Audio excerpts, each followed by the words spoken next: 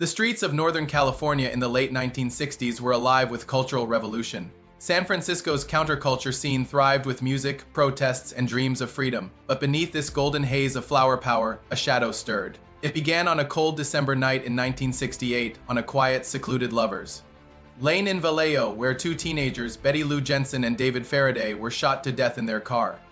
Their murder seemed random, tragic, but not extraordinary until it happened again and again. What followed would transform this idyllic corner of California into hunting grounds for one of history's most elusive killers. He called himself the Zodiac. No one knew his face, his age, or even his true name. What they did know was that he was watching, calculating, and playing a game in which lives were nothing but pawns.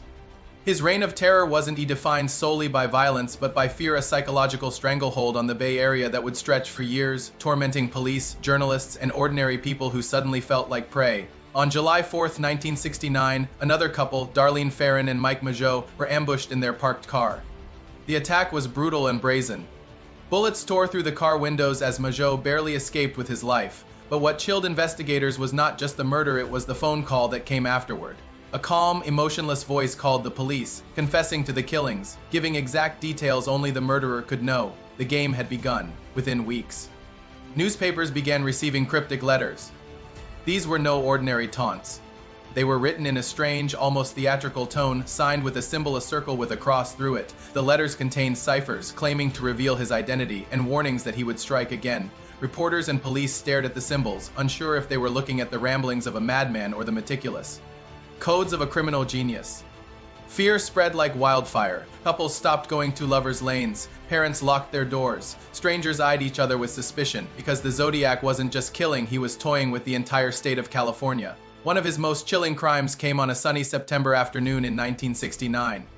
Cecilia Shepard and Brian Hartnell were picnicking near Lake Berryessa when a man approached them wearing a bizarre black executioner's hood, the Zodiac symbol stitched across his chest. He tied them up, calmly stabbing them before leaving a message on their card or in his own handwriting. Shepard would die from her wounds. Hartnell would survive to describe the chilling encounter. The killer wasn't hiding in shadows anymore, he was creating a legend. The Zodiac's letters became a grim form of entertainment for the press, but for law enforcement, they were a taunt. He bragged about murders, threatened school buses full of children, and promised chaos. For the first time, America watched as a killer turned himself into a ghostly celebrity. And worst of all, he seemed untouchable. As the Zodiac's letters continued to arrive, his tone shifted from chillingly methodical to mocking and theatrical. He seemed to relish the fear he sowed, sending cryptic puzzles to newspapers and demanding front-page publication, or he claimed more lives would be taken.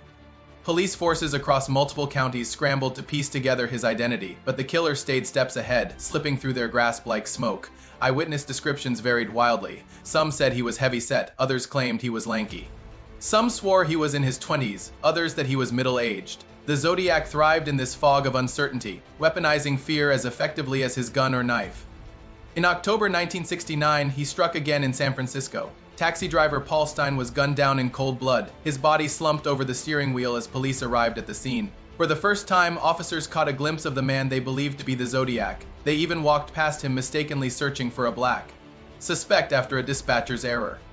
That single mistake haunted investigators for decades, and the Zodiac slipped away once more. Days later, another letter arrived, this time containing a piece of Stein's bloody shirt, proving beyond doubt that this wasn't the work of an imposter.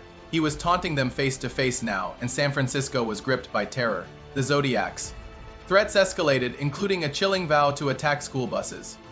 Parents in the Bay Area watched nervously as police escorted children to class, officers scanning every passing car. The killer's words held a city hostage. Meanwhile, his ciphers became an obsession for amateur sleuths and codebreakers across the nation. One of his earliest ciphers was solved by a high school teacher and his wife, revealing a message in which the Zodiac bragged about killing for pleasure and promised that his victims would become his slaves in the afterlife.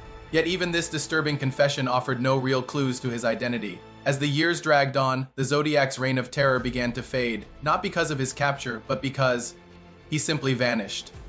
Letters stopped. Murders linked to him grew sparse. Rumors swirled that he had been arrested for another crime or perhaps even died, taking his secrets with him. Despite thousands of leads, dozens of suspects, and one of the largest investigations in California's history, no arrest was ever made.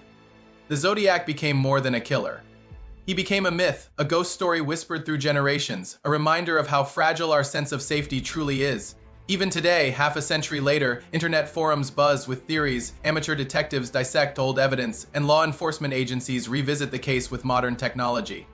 But the Zodiac remains unidentified, his mocking words still echoing. I like killing people because it is so much fun. The legacy of the Zodiac Killer is more than his brutality. It is a chilling testament to fear's power, how a single person can paralyze entire cities, and how evil can thrive in mystery. His name endures not because of justice served, but because he was never caught.